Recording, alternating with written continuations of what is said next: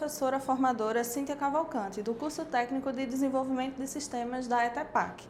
Sejam bem-vindos à primeira aula da disciplina de programação web orientadas a objetos. Estarei com vocês na videoaula e no AVA, mediando conhecimento sobre alguns aspectos da programação web orientada a objetos. Atualmente existem diversos paradigmas de programação. Um desses paradigmas é a orientação a objetos. Nessa disciplina, nós vamos aprender a desenvolver algoritmos para a programação web que utilizam esses conceitos da orientação a objetos por meio da nossa linguagem de programação PHP.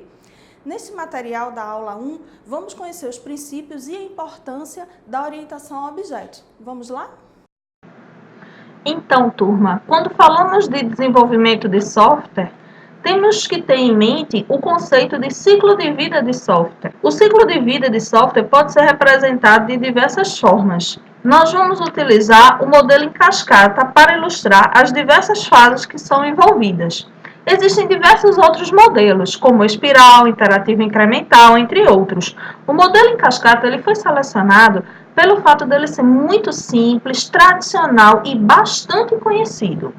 Primeiramente, nós temos o levantamento ou a definição dos requisitos. O objetivo dessa fase é capturar as funcionalidades que os clientes ou os usuários desejam que o software possua. Essa fase ela é realizada entre o cliente ou o usuário e a equipe de desenvolvimento. O cliente é a pessoa que solicitou o desenvolvimento do software. O usuário é a pessoa que irá utilizar o software no seu dia a dia. Nessa fase, em geral, é desenvolvido um documento que é no formato textual, geralmente uma descrição narrativa do que o software irá fazer, ou seja, quais são as funcionalidades do software. Em seguida, nós temos a fase de projeto de sistema e projeto de software. É nessa fase onde são feitos muitos diagramas para representar as decisões de projeto que foram tomadas.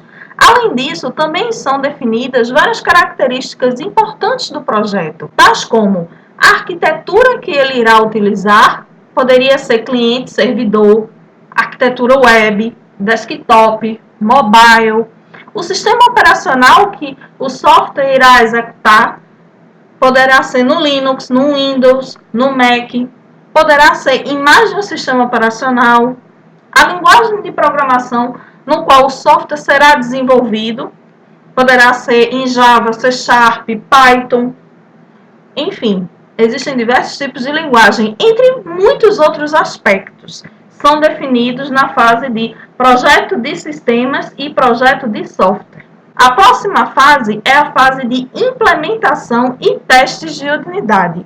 É nessa fase onde o programador irá utilizar as linguagens de programação para concretizar o software. Nessa fase onde, de fato, os desenvolvedores de software irão atuar. Após essa fase, nós temos a fase de integração e testes de sistema. Na fase de integração e testes, vai ocorrer a unificação.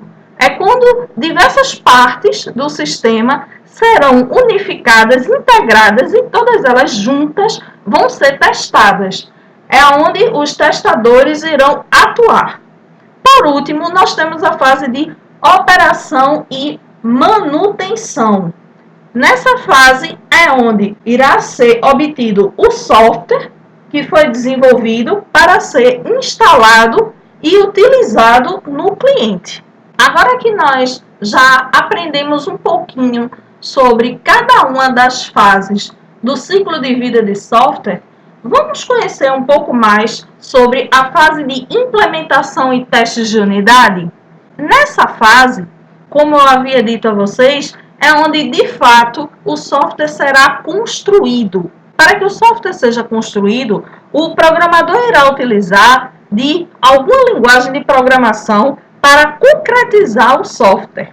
Atualmente existem diversas linguagens de programação que seguem diferentes tipos de paradigmas, que são modelos ou padrões, são abordagens diferentes de ver o sistema, de ver o mundo e obter a abstração do mundo para transformar isso num software. Como eu havia dito, existem diferentes paradigmas que podem ser utilizados. Por exemplo, paradigma da linguagem imperativa. O paradigma da linguagem imperativa consiste em uma sequência de comandos para o computador executar. Já o paradigma da linguagem estruturada dá ênfase ao uso de subrrotinas. É muito eficiente para a resolução de problemas simples e diretos. O paradigma orientado a objetos consiste em programas que são arquitetados usando o conceito de objetos, que possuem atributos e métodos, no qual os objetos também vão interagir entre si, representando entidades do mundo real. Já a programação orientada a aspecto permite aos desenvolvedores de software separar e organizar o código de acordo com a importância para o sistema. Como vocês viram, existem diversos paradigmas de programação. Porém, na nossa disciplina, nós vamos dar ênfase ao paradigma que é orientado a objetos. Turma, antes de aprendermos sobre o paradigma orientado a objetos, vamos primeiramente conhecer o paradigma da programação estruturada, para entendermos melhor a motivação do surgimento da orientação a objetos. A programação estruturada, ela segue um paradigma de programação com ênfase no uso de sequências de instruções, estruturas condicionais, estruturas de repetição, subrrotinas, que são funções, e estruturas em bloco. Esse paradigma utiliza-se do mecanismo de sequência lógica para se chegar a um objetivo final, pois são as operações elementares que um programa pode executar em seu nível mais básico, como operações aritméticas, de atribuição, operações de entrada e saída de dados, entre outros. Vocês podem ver pela imagem onde a gente tem uma sequência. Aqui nós temos um algoritmo, um pseudocódigo, melhor dizendo, onde nós temos primeiramente o algoritmo, declare, e nós teríamos um bloco de comandos, que poderiam ser operações aritméticas, comandos de entrada e saída, entre muitos outros, e o fim do algoritmo. Continuando, nós também temos mecanismos de decisão, ou mecanismos de desvio condicional, que compõem formas de selecionar quais são as operações ou fluxos que serão executados de acordo com as ocorrências lógicas do nosso algoritmo. Geralmente existe um fluxo principal na execução do programa, no qual as estruturas de seleção permitem desviar, utilizando alguma forma condicional, direcionando o algoritmo para algum outro fluxo. Aqui nós temos o nosso desvio condicional. Se essa condição for verdadeira, então esse comando 1, 2 e 3 serão executados. Se essa condição não for verdadeira, continua para a próxima instrução do nosso código. Já o mecanismo de interação possibilita que um bloco de comandos se repita várias e várias vezes durante a execução do nosso programa. Essas estruturas são conhecidas como laços, ou looping do inglês. Nós temos diversos mecanismos que utilizam de interação. Nós temos o enquanto essa determinada condição for verdadeira, faça comando 1, 2 e 3 será executado. Essa condição significa dizer que, enquanto a condição for verdadeira, o código continuará executando. Vocês observaram que a programação estruturada é o que podemos chamar de bastante pé duro. Ela é bastante aproximada de como o computador pensa, como o computador vai trabalhar, diferentemente da programação orientada a objetos, que dá ênfase a como o humano pensa. O paradigma orientado a objetos surgiu devido a vários fatores, mas principalmente pela necessidade de uma maior otimização e reutilização do código desenvolvido para a construção dos softwares. Durante muitos anos, vários desenvolvedores de software trabalharam na construção de sistemas muito parecidos, que solucionavam praticamente os mesmos problemas. A fim que os desenvolvedores não tivessem que repetir diversas vezes os mesmos esforços, gastando vários recursos como tempo e dinheiro, o paradigma orientado a objetos foi idealizado, pois com ele é possível desenvolver softwares de forma mais simples e abstrata em relação ao paradigma estruturado, tentando sempre aproximar os códigos feitos nas linguagens de programação às entidades existentes do mundo real. Devido a isso, na orientação a objetos, ocorre a modelagem dos sistemas, abstraindo cada componente como objeto, com suas características e suas funcionalidades. Pensar em termos de objetos é muito semelhante a como pensamos e agimos na vida real. Usamos abstrações, simplificações de conceitos que representam coisas mais complexas. Então, por que não fazer o mesmo na programação? Aqui vocês estão vendo um computador que possui diversos componentes, como nossa placa de vídeo, placa de áudio, memória, processador, mouse, teclado, disco rígido, drive de CD e DVD, entre muitos outros componentes.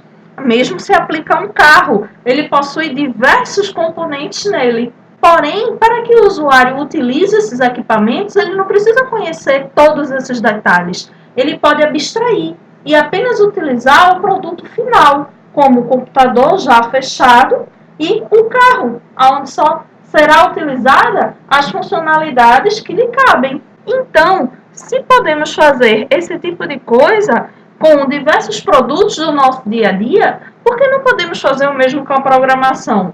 Pensar em termos de objetos e abstrair diversos detalhes. Foi pensando assim que a programação orientada a objetos foi desenvolvida.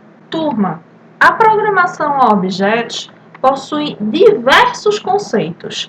Na nossa aula da competência 1, nós vamos conhecer os principais conceitos da programação a objetos de forma bastante sucinta, pois ao longo das próximas competências nós vamos detalhar cada conceito desse com exemplos práticos e bastante didáticos. Primeiramente, uma classe. A classe é um modelo para a criação de objetos. O objeto é a instanciação de uma classe. O objeto vai possuir diversos atributos, são as características dele, assim como métodos. Objetos possuem atributos e métodos. Atributos são as características dos objetos e os métodos são as funcionalidades ou comportamento que os objetos poderão possuir. No nosso exemplo, nós temos a nossa classe, é a forma do nosso bonequinho de biscoito. O objeto é o próprio bonequinho do biscoito. Os atributos são as características do nosso boneco do biscoito. O nosso boneco do biscoito, ele possui uma forma, ele é de chocolate, ele possui um preço. Os métodos do nosso objeto de biscoito seria exibir o produto, exibir o próprio produto, que seria o objeto biscoito. Comprar o produto seria pagar pelo produto. São funcionalidades, comportamentos que o nosso objeto poderá possuir. Métodos get e set possuem atividades simples e são bastante específicos.